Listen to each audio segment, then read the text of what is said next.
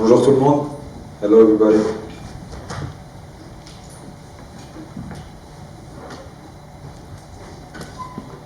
Fares, right here.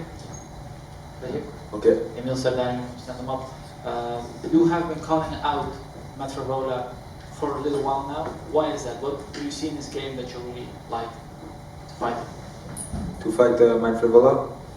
Yeah, I called him out like one year ago after my fight in London, and today I'm happy to fight him. He's no more top 15, but for me he's a top 15 guy, so for me it's a big fight.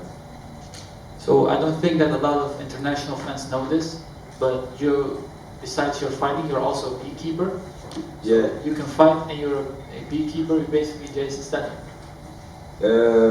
I start beekeeping like a long time ago, and today is my passion, and I love it. Do you feel like you need something like that, like a chill, small little hobby besides fighting, to focus on different stuff besides fighting? Yeah, I think it's important not training UFC too much, fight. I think you need to chill, to take time with other things like training, fighting. It's good for the mind. And obviously you keep the honey yourself, or do you sell it? What? Do you sell the honey or do you keep it yourself? Est-ce que tu vends le miel ou tu gardes pour toi? The boss. I take 20 kilos for me and 10 kilos. Alright, thank you.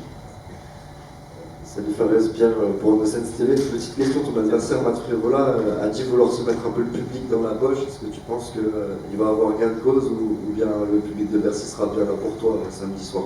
Le public sera là pour moi, il n'y aura pas de public pour lui et bah, de toute façon à la fin il partira avec la défaite. Donc, Et puis techniquement, sans du tout parler de game plan, tu vois le combat se dérouler comment? En plus une guerre très explosive par rapport au style de Frevola ou un combat qui sera un peu plus tactique, une partie d'échecs. Comment tu vois se dérouler le combat là, à quelques jours de l'événement? je pense qu'en début de combat ça sera un combat engagé où il va rentrer dedans clairement. Mais après je vois placer ma technique et ma tactique en place. Et derrière, les ambitions pour toi, si tout se passe bien samedi soir, c'est quoi en 2025? Tu vises le top 15 concrètement? Oui, je vise le top 15, mais après, pour l'instant, dans ma tête, c'est juste Frevola. Je pense qu'il y a eu.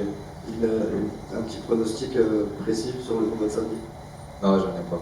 Ok, merci beaucoup. Fares, des questions du chat Twitch et MC Sport. Il y avait une question, est-ce que tu peux... Il y a beaucoup de gens qui pensent que Frevola c'est un gros danger puisqu'il frappe fort, etc. Est-ce que tu peux expliquer en quoi ton style, justement, pour un combattant comme Frevola, il est particulièrement adapté? Bah, il est bien adapté, mais après j'ai un peu changé mon style lors de mon camp d'entraînement. En fait, on veut s'adapter à n'importe quelle situation avec mes coachs, que ce soit moi en offensif ou en défensif. Mais après, mon style, c'est que lui, il va se jeter, il va essayer de me toucher et il va pas réussir. Et moi, je vais réussir à le toucher. Et il y a beaucoup de gens, tu sais, qui parlent de ce côté hype, porte-drapeau, etc. Bref, les termes qu'on entend énormément. Il y en a beaucoup qui jugent que ce combat-là est d'une importance capitale pour briller auprès du public français. Tu penses ça aussi? Je pense que tous les combattants français sur la carte vont briller ou sont importants pour briller aux yeux du public français. Faire juste des bons combats, représenter qui on est, et je pense que c'est ce qu'il faut samedi soir. Et après une victoire justement samedi soir de retour à l'UFC Paris, est-ce que le projet c'est toujours de demander à Pepsi bien frais chacun? Non, que de l'eau là. Merci Fares. Hey Fares, your father, if I'm correct, was a pro boxer. Yes. Does he still coach you when you're training your stand-up? No. He never watches? No. He never trained me. He never trained you? No. He But pushed me. he pushed you. But my stepfather, yes, he trained me. He's a world jiu-jitsu champion and European champion. So yeah, he trained me like 10 years. So you have both sides, the boxing and the jiu-jitsu. Yes. And you're also on a 3-fight win streak. You got your call out with Matt Frevola. Yes. When you win, what's the next call out for you? Honestly, I don't want to call out anyone because I am ready for anybody. If UFC send me a name, I said yes. That's it. That's great. And also, fighting in Paris, in your home country, French fans are like amazing. How does it feel for you to walk out later this week? I feel I'm lucky to fight here, so I'm very happy. My friends come, my family comes, so for me it's big motivation. Great to hear. Good luck this weekend. Thank you very much. Bonjour Fares. Bonjour. Pour la caméra. J'ai interviewé Matt Frevola la semaine dernière qui me disait qu'il attendait la meilleure version de toi parce que tu auras la meilleure version de lui. Est-ce que tu peux lui assurer qu'il aura face à lui la meilleure version de Fares? Bah, j'espère que lui il aura sa meilleure version de lui-même. C'est tout. En tout cas, c'est ce qu'il m'a promis. Mais il m'a aussi dit qu'il venait en France pour gâcher la fête et ensuite descendre en vacances en France pour profiter des Français. Est-ce que toi tu vas justement gâcher sa fête? Bah oui, clairement, moi je viens pour gagner, je viens pas pour faire figuration. Je suis là pour gagner, c'est tout.